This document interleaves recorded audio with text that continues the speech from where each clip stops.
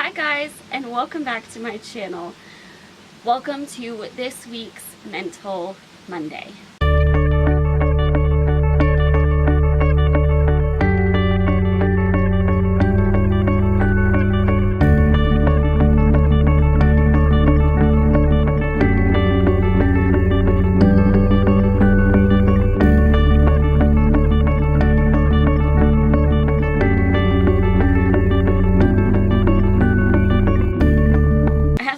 Talk about this week that I've just been feeling a lot lately as far as how I felt and what I've experienced and what I've been working on, and I want to talk about it because I feel like it's a really common thing, especially as our society gets more and more digital. We're on social media so much more, and in a lot of departments of our life, the people that we connect with in certain similarities, that whole thing is all online for us. We don't have anybody that we know in real life, offline, that also struggles with that. And that can be anything. That can be mental health, that can be infertility, that can be my Turner's community. And so we're having so much more community online. So many people build businesses literally just on the internet, and I feel like that's something that I've had to navigate and learn as I've switched my mindset on how I approach building community, because I am somebody that struggles with being isolated. I don't do well with that at all. In fact, that is probably one of my biggest struggles with how kind of secluded and away from everything we are, is my ability to still connect with people on a level that I need, that feeds me, that is actually community for me. So I wanted to talk about that, the different ways that I've been working on approaching community through that versus my normal expectation of being able to go have coffee with somebody, being able to go meet up and do something. That takes a lot more work and intentionality, and sometimes it's literally just not possible. And it's been a shift. It's been a journey. So I thought I'd talk about it. Building community online also takes intentionality, but it also opens this whole world of more access to things. And by that I mean we have so much technology that you don't have to only build a community through typed text.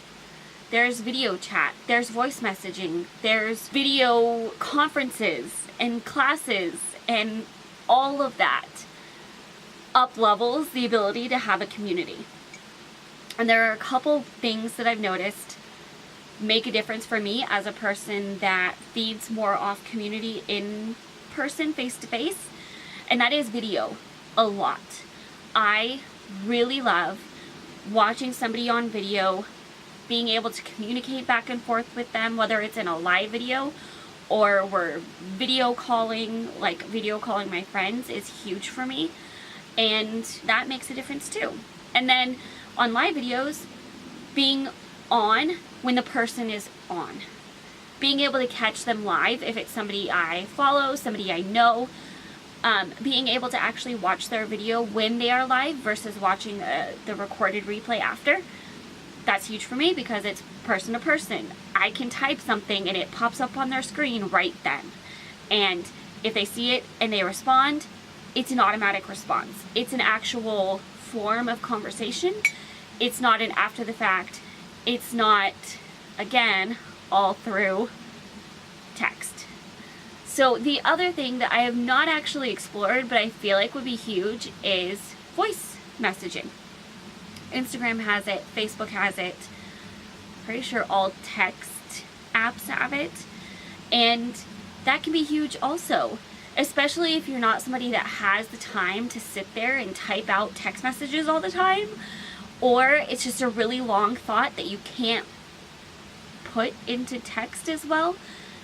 Turning that on and talking into it and it recording that and sending it to the person instead.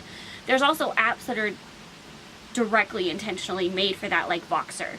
Voxer is a voice messaging, kind of like a two-way radio almost, but it is voice messaging where you literally just record messages to send to the person of yourself talking or the group of people.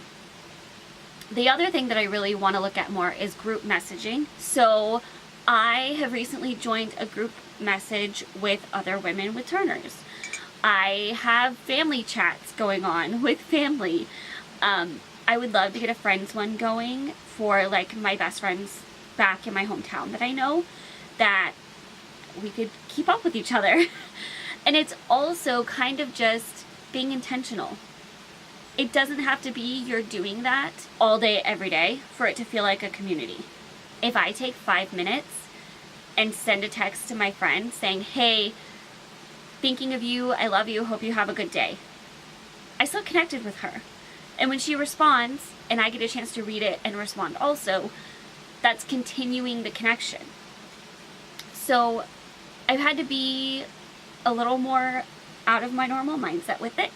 These are things I'm, like I said, still trying and working on. I by no means am where I want to be with this, but I have really found that when I'm intentional with this stuff, it does help that desire for community, and it does make a huge difference in trying to build that community.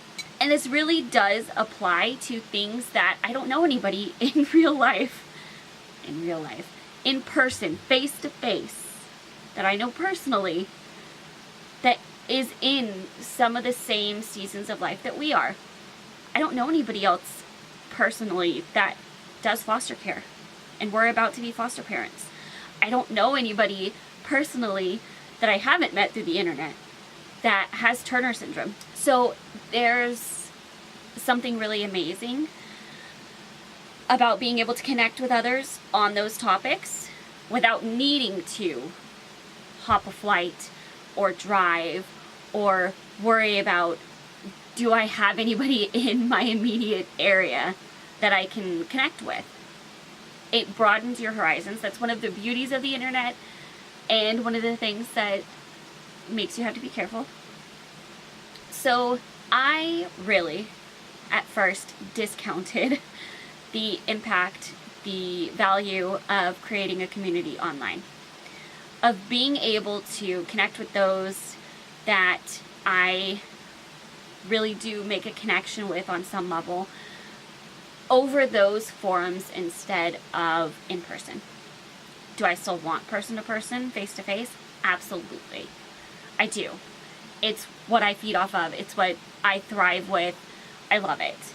And I feel like you can really see the difference in me when you watch.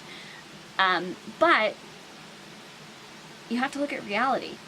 It's something special that we can connect with people on the other side of the country, people in other countries, just from our phone. It's amazing. It's honestly mind-blowing when you think about it. And I think the real trick can be balancing being careful, balancing being safe about it, versus being open to meeting people in that way and connecting with people in that way. Because it can feel a little weird, it can feel a little intimidating, and a little like you hear the internet horror stories. And I am by no means saying free for all, meet whoever you would like and talk to whoever you would like. No, don't take that away from this video. But understanding safety tips, understanding putting those boundaries in place, it can be a really incredible thing. And I do have an amazing online community of people that I only know through that way, I met through that, and I really am only able to connect with them through those avenues. And I so appreciate that ability to do so. So I know community is huge for me, and I have really enjoyed learning more about how to do that, learning the different technology that's out there to do that, and kind of just opening my mind to a different way of approaching online community where you don't have to stay within this little box of what's normal or what's deemed socially acceptable. Like, talking to a camera by myself isn't always deemed socially acceptable. But I do it because it's my community and I love it. So things like that. That's just what I've had on my mind. And honestly, I love it. So I hope this helped in some way. I hope you were able to gain something from it. If you have any other community tips, online community tips, I would love to hear them in the comments below. And I hope you have a wonderful rest of your day. Make sure you are subscribed and have notifications on. Give this video a like if you enjoyed it, and I will see you guys tomorrow. Bye!